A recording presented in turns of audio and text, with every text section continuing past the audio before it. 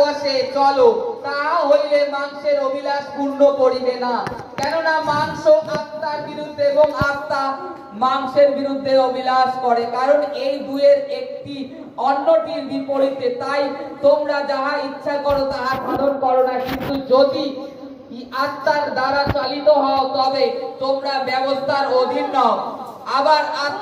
আবার মাংসের কার্য সকল প্রকাশ আছে, সেগুলি এই বেশ্যাগমন, অসুচিতা, স্বৈরতা, প্রতিমা পূজক, কুহ, নানা প্রকার শত্রুতা, বিবাদ, ঈর্ষা, রাগ, প্রতিযোগিতা, বিচ্ছেদতা, দলভেদ, মৎসাহ্য, মত্তা, রঙ্গরস এবং তাদৃশ্য অন্যান্য দোষ। এই সকল বিষয় আমি তোমাদিগকে অগ্রে বলিতেছি, যেমন পূর্বে বলিয়াছিলাম, যাহারা এই প্রকার আচার করে তাহারা ঈশ্বরের রাজ্যের অধিকারী পাইবে না। কিন্তু আত্মার ফল প্রেম, আনন্দ, শান্তি, দীর্ঘ সহিষ্ণুতা, মাধুর্য, মঙ্গল ভাব, বিশ্বাসতা, মৃদুতা, ইন্দ্রিয় দমন, এই প্রকার গুণের বিপরীতে ব্যবস্থা নাই। আর যাহারা খ্রিস্ট যিশুর, তাহারা মাংসকে তাহার মতি ও অভিলাষ শুদ্ধ ক্রুশ সে দিয়াছে। আমরা যদি আত্মার বশে জীবন ধারণ করি তবে আইসো আমরা আত্মার বশে চলি। অনর্থক দর্প না করি, পরস্পরকে জ্বালাতন না করি, পরস্পর হিংসি না করি। Hallelujah, hallelujah. বাইবেলে বলছে আত্মার বশে স্থির থাকতে নিবেদন করছে পৌল। আত্মার বশে স্থির থাকতে নিবেদন করছে, কারণ কি? মাংস আত্মার বিরুদ্ধে কার্য করে আর আত্মা মাংসের বিরুদ্ধে কার্য করে। মাংসের ভাব কি? মাংসের ভাব মৃত্যুর দিকে নিয়ে যাওয়া মানুষকে। কি মৃত্যু? বাইবেলে প্রভু যীশু খ্রিস্ট দুটো মৃত্যুর কথা বলেছে, একটা শারীরিক মৃত্যু আর একটা মৃত্যু হচ্ছে অনন্ত মৃত্যু। সেটা কি? নরক। তা আজকে যদি মাংসের অভিলাষে চলি তাহলে আমাদেরকে সেই একেবারে বিনাশ মৃত্যুতে, দ্বিতীয় মৃত্যুতে চলে যেতে হবে। এখানে দেখুন প্রভু যীশু খ্রিস্ট বলার পরেও গালাতীয় মণ্ডলীর কাছে পৌল চেতনা দিচ্ছে। যদি আমরা আত্মার বশে জীবন ধারণ করি তাহলে ঈশ্বরের রাজ্যের অধিকারী হব, আর যদি আমরা মাংসের অভিলাষে চলি তাহলে ঈশ্বরের রাজ্যের থেকে বিচ্যুত হয়ে যাব। ঈশ্বরের রাজ্যের থেকে কোনো মতে আমরা পৌঁছতে পারবো না। তা মাংসের স্বভাবটা কি? এখানে প্রকাশ করে দিয়েছে মাংসের স্বভাব আর আত্মার স্বভাব। মাংসের স্বভাব কি? মাংসের যে আমাদের মাংস কি চায়, আমাদের এই শারীরিক একটা চাহিদা, সে কি চায়? সবসময় নাশের দিকে নিয়ে যেতে চায় আপনাকে, প্রত্যেককে। এখানে যে আছে কেউ বলতে পারবে না তার মধ্যে এই জিনিস নেই। আগে মাংস উৎপন্ন হয়েছে, আগে আত্মা আসেনি। কিন্তু কারণ বাইবেলে আমরা যদি দেখি, ঈশ্বর সদাপ্রভু আদিতে মানুষকে বানিয়েছিলেন শরীর, তার মধ্যে আত্মা পরে দিয়েছিলেন। আত্মা জীবনদায়ক আত্মা তো যীশু খ্রিস্ট, কিন্তু তার মধ্যে পরে আত্মা দেওয়া হয়েছিল, শ্বাস বায়ু প্রবেশ করে দিয়েছিল। কিন্তু তার আগে ঈশ্বর শরীরটাকে গঠন করেছিলেন, মাংস। তা আজকে আত্মার বশে জীবন যাপন যদি ধারণ করি তাহলে অনন্ত রাজ্যে পৌঁছে যাব, ঈশ্বরের রাজ্যে অধিকারী হব। আর যদি আত্মার বশে জীবন ধারণ না করি কি হবে? আজকে এখানে প্রার্থনায় আসছি, ঈশ্বরের বাক্য শুনছি, ঈশ্বরের কথা শুনছি, সমস্ত কিছু শোনার পরে আমাদের জীবন শেষমেশ কি হবে? জিরো। লাস্টে কি হবে?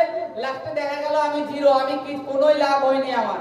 কারণ আমি আমার জীবনকালে আমি আমার মাংসের চলেছি, আমার মাংস যেটা চেয়েছে। আমার যখন রক্তের জোর ছিল তাকে কেউ যদি আমাকে 5 কথা বলতো, তাকে আরো 10 খানা দিয়ে দিতাম, এরকম একটা বিষয়। সে মুখ দ্বারা হাত দ্বারা যেভাবে দিয়ে দিতাম। আমাকে একটা গালাগালি কেউ দিল পথে, তাকে আমি 2টো দিয়ে দিলাম। কেউ আমাকে একটা মন্দ কথা বললো, তাকে আরো 10 খানা মন্দ কথা বলে দিলাম। এটা হচ্ছে মাংসের। নিজেকে কখনো ছোট হতে দিই না আমরা, আর মনে করি আমি বড়, আমি সব। এরকম আমাদের ভাবনা, মাংসের ভাবনা। আর মাংসের ভাবনা বাইবেলে কিছু প্রকাশ করে দিয়েছে। সেটা কি? আবার মাংসের কার্যের প্রকাশ আছে। মাংসের যে কাজ, সেটা দেখা যায়। মাংসের যে কাজ সেগুলো দেখা যায়, কিন্তু আত্মার কাজ দেখা যায় না। এখানে বলছে মাংসের কাজ দেখুন, বেশ্যাগমন, তারপরে দেখেছে অসুচিতা, শৈরতা, প্রতিমা পূজা, কুহ, নানা প্রকার শত্রুতা। কি? নানা প্রকার শত্রুতা। সে একটু একটু ছোট ভালো মন্দ যা হোক, শত্রুতা। তারপরে রয়েছে কি? বিবাদ, তর্ক বিতর্ক করা, বিবাদ, ঈর্ষা, ঈর্ষা মানে হিংসা। তারপরে লেখা রয়েছে রাগ, এটাও মাংসের রাগ। প্রতিযোগিতা মানে ওর থেকে আমার বেশি ভালো করতে হবে, ও যদি বাড়ি 2 তলা করেছে আমার 3 তলা করতে হবে, এটা হচ্ছে প্রতিযোগিতা। তারপরে রয়েছে কি? রঙ্গ রস ও তার দৃশ্য নানা নানা অন্য দোষ অনেক আছে মাংসের কাজ, সেগুলো দেখা যায়। কিন্তু আত্মার কাজ দেখা যায়, আত্মার যে কার্য সেগুলো দেখা যায় না। এখানে বলছে দেখুন, তারপরে 22-এ দেখব, কিন্তু আত্মার ফল, আত্মার যে জীবন যাপন করবে তার মধ্যে এই ফলগুলো থাকবে। যে আত্মার বসে তার জীবনটাকে চালিত করবে তার মধ্যে এই ফল আপনি পাবেন। কি? প্রথম রয়েছে আত্মার ফল প্রেম, একে অপরকে ভালোবাসা। দ্বিতীয়ত আনন্দ, মানে দ্বিতীয় রয়েছে আনন্দ, তার মধ্যে সে সব সময় আনন্দিত থাকবে। কেমন আনন্দিত থাকবে এবার বলি। জগতের মনে করুন আমফান আসছে, ঝড়, শুনে জগৎ সকল কিছু গুটাচ্ছে, সবকিছু নিয়ে গুটাচ্ছে যে কি করে আমরা বাঁচবো। যে ব্যক্তি আত্মায় জীবন যাপন করবে সে ওই নিয়ে ভীত হবে না। যে ঈশ্বর যিনি আমাকে এই পৃথিবীতে পাঠিয়েছে তিনি যদি আমাকে বাঁচিয়ে রাখে তাহলে এই ঝড়ে আমি এখানে দাঁড়িয়ে থাকবো, ফাঁকা জায়গায় থাকলেও দাঁড়িয়ে থাকবো।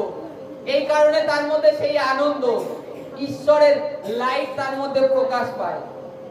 এই হচ্ছে প্রথম। এবার যেরকম করোনা গেল, যারা জাগতিক শারীরিক জীবন যাপন করে তারা কি মনে করে যে আমরা ডাক্তারের ট্রিটমেন্ট না নিলে মরে যাব, এটা ভাবে। কিন্তু ঈশ্বর তাদের মধ্যে যে ঈশ্বরের শক্তি দিয়ে রেখেছে, তারা সদা সর্বদা আনন্দ যে মরি তো খ্রিস্ট যিশুতে, মরবো আর বাঁচি তো খ্রিস্ট যিশুতে। আর ঈশ্বর তিনি সামর্থ্য আছে এই করোনায় আমাকে বাঁচিয়ে রাখতে।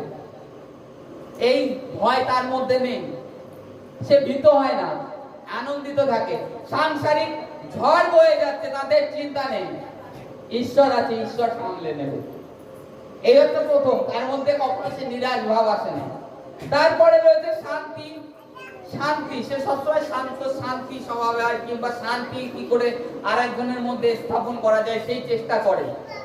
একজন দ্বন্দ্ব মারামারি করছে, তাদের মধ্যে কিভাবে শান্তি এনে আনা যাবে এই চিন্তা করে। তারপরে রয়েছে দীর্ঘ সহিষ্ণুতা, মানে দীর্ঘ, তার মধ্যে দীর্ঘ ধৈর্যের ক্ষমতা আছে, দীর্ঘ টাইম ধৈর্য ধরে থাকতে পারে যে ঈশ্বর আজকে দিচ্ছে না কালকে দেবে। তারপরে রয়েছে মাধুর্য, মঙ্গল ভাব, বিশ্বাসতা, মৃদুতা, ইন্দ্রিয় দমন। লাস্টে যেটা লিখেছে ইন্দ্রিয় দমন, এটা বড় জিনিস, আজকে সবথেকে বড় জিনিস অভিলাষ।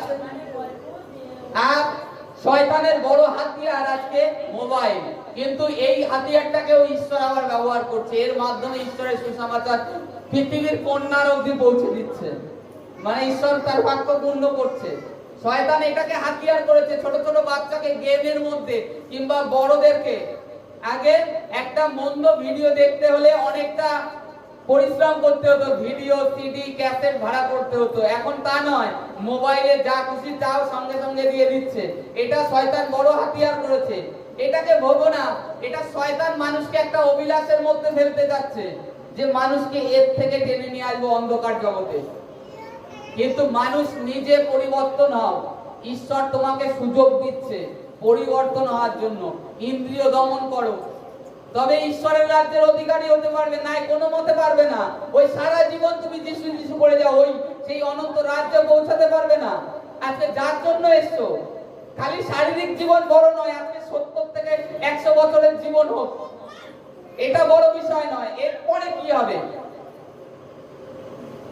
যারা আত্মায় জীবন ধারণ করে তারা সবসময় আত্মাটাকে যে আমার এরপরে কি হবে এই ভাবনা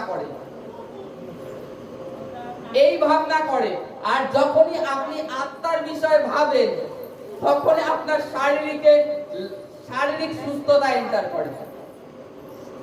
আত্মার বিষয়, যে আত্মাটাকে কি করে রক্ষা করা যায়, আমি কি করে ঈশ্বরের সম্পর্কে জানবো, তখন আপনার বাইরে আস্তে আস্তে চমকায়, মানে লাইট জ্বলার মতন জ্বলে ওঠে আস্তে আস্তে।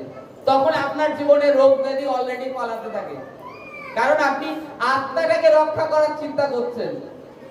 আজকে নিজে সতর্ক হন। আজকে মোবাইল খুললে অনেক রকম মন্দতা আসবে, কিন্তু নিজেকে সাবধান হতে হবে যে আমি ঈশ্বরের সন্তান, এটা আমার শোভা পায় না। কেউ দেখুক আর না দেখুক, বাইবেলে লিখছে ঈশ্বর সদাপ্রভুর চক্ষু দিবারাত খোলা রয়েছে। আজকে ভাবছি আমি কিছু দেখছি না, কিছু জানছি না, মণ্ডলীতে আমি বড় ধার্মিক, দেখা হলো জয় যিশু, হালেলুয়া, অথচ আমার স্বভাবটা কি সেটা আমি নিজেই জানি, আর ওই একমাত্র ঈশ্বরই জানে। নিজেকে পরিবর্তন করতে হবে, মাংসের জীবন যাপন ত্যাগ করে আত্মায় জীবন যাপন যেন করি, তবেই আমরা ঈশ্বরের মানে যে অনুগ্রহের জন্য যে আহ্বানে ঈশ্বর যীশু খ্রিস্ট আমাদেরকে আহ্বান করেছে সেটা আমরা দেখতে পাবো। বলছি কি প্রত্যেকটা বিশ্বাসী যে এখানে উপস্থিত হয়েছে, ঈশ্বরের প্রত্যেকের জীবনে এক একটা পরিকল্পনা ঈশ্বর রেখে দিয়েছে। আজকে নিজেদের শারীরিক অভিলাষের জন্য আমরা ঈশ্বরের অনুগ্রহ থেকে বঞ্চিত রয়েছি। ঈশ্বরের অনুগ্রহ থেকে নিজেদেরকে বঞ্চিত করে রেখে দিয়েছি। আর খালি বলছি শয়তান এ করেছে, শয়তান ও করেছে, শয়তান। আরে শয়তানকে তোমরা যতটা শক্তিশালী করে দাও না, সেটা যীশু খ্রিস্ট নিজে বলছে, আমি শয়তানকে মানে পৃথিবীতে পড়তে দেখেছি জ্বলন্ত অগ্নির ন্যায়, তাকে লাথি মেরে ফেলে দেওয়া হয়েছে স্বর্গের থেকে। তাহলে সেই শয়তানকে, যে শয়তানকে যীশু খ্রিস্ট স্বর্গের থেকে লাথি মেরে ফেলে দিয়েছে, সেই শয়তানকে শয়তান এ করেছে, শয়তান ও করেছে, নিজেরা যে শয়তানকে জাগা দিচ্ছ, এটা কেউ বলছো না। শয়তানকে জাগা দিও না, তাহলে সে তোমার থেকে পলাবে, এমনিই পালাবে, কারণ তুমি জাগা দিচ্ছ। কিছু কিছু ভুল দ্বারা আত্মার বশে জীবন যাপন করো, তাহলে দেখবে সমস্ত কিছু ঈশ্বর যে আহ্বানে তোমাকে এখানে নিয়ে এসেছে সেটা দেখতে পাবে, সেটা দেখতে পাবে অলরেডি প্রকাশ হয়ে যাবে যে ঈশ্বর কেন আমাকে নিয়ে এসেছিল। জাস্ট একটা বিশ্বাসী, সাধারণ বিশ্বাসী হয়ে জীবন যাপন করার জন্য না, ঈশ্বরের স্বর্গদূত রূপে আমাকে নিযুক্ত করেছে, ঈশ্বরের সন্তান। এটা যেন আমরা মাথায় রাখি, এটা যেন আমাদের মাথায় থাকে। আমাদেরকে আত্মার বশে জীবন যাপন করতে হবে, মাংসে নয়। আরে আমরা যখন মাংসে জীবন যাপন করি, আব্রাহাম সারার ঘটনা অবশ্যই আমরা জানি। হাগারকে সারা কি করেছিল? সারা হাগারকে দিয়েছিল তার উপপত্নী করে, মানে আর একটা স্ত্রী তাকে, যে আমাকে ঈশ্বর হয়তো সন্তান আমার গর্ভের থেকে দেবে না, কিন্তু আমার দাসীর গর্ভের থেকে দেবে, এই পরিকল্পনা করেছে, তাহলে তুমি আমার দাসীকেই বিয়ে করো। লাস্টে ঈশ্বর কি করলো? তার নিজের গর্ভের থেকে সন্তান দিল, প্লাস কি হলো, লাস্টে আবার ইসমাইল যে আসলো তাকেও সম্পত্তির ভাগ দিতে হলো, কারণ সেটাও আব্রাহামের সন্তান। আমাদের ভাবনাও তাই, শারীরিক ভাবনায় এইরূপ হয়ে যায়। আত্মিক ভাবো যে ঈশ্বর আজকে দেয়নি, দুদিন পরে দেবে, আর তাতে জীবন যাপন করো, তাহলে শান্তি পাবে। নাই সারা জীবন সে পারিবারিক ছোট ছোট বিষয় তুমি খুব চিন্তিত থাকবে। শারীরিক বিষয় যখন জীবন যাপন করবে, ছোট ছোট বিষয় চিন্তিত থাকবে। এ আমার পেটে ব্যথা কেন হচ্ছে, আমার ছেলেটা কথা শুনছে না, আমার বর আমার কথা শুনে না, মানে চতুর্দিকের যে চিন্তা সেটা তোমার মধ্যে তোমাকে গ্রাস করে রাখবে। আর আত্মার বশে জীবন যাপন করলে তুমি কি করবে? যে ঈশ্বর সদাপ্রভু আছে, সে রক্ষা করবে, আর আমার সন্তান যদি মন্দ হয় ঈশ্বর ফিরিয়ে নিয়ে আসবে, এইরূপ বিশ্বাস থাকে, আর এইরূপ বাক্য তার মুখের থেকে বেরোয়, আর সেটাই ঈশ্বর করে। বাক্য যেরকম ইউজ করবে, বাক্যটাকে ছোট্ট কিছু বলো না।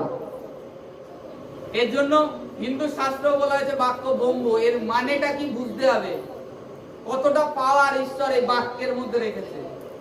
আত্মার বশে জীবন যাপন করো, তাহলে দেখতে পারবে। Hallelujah, hallelujah. যাদের ধন্যবাদ আছে দিয়ে যাবে।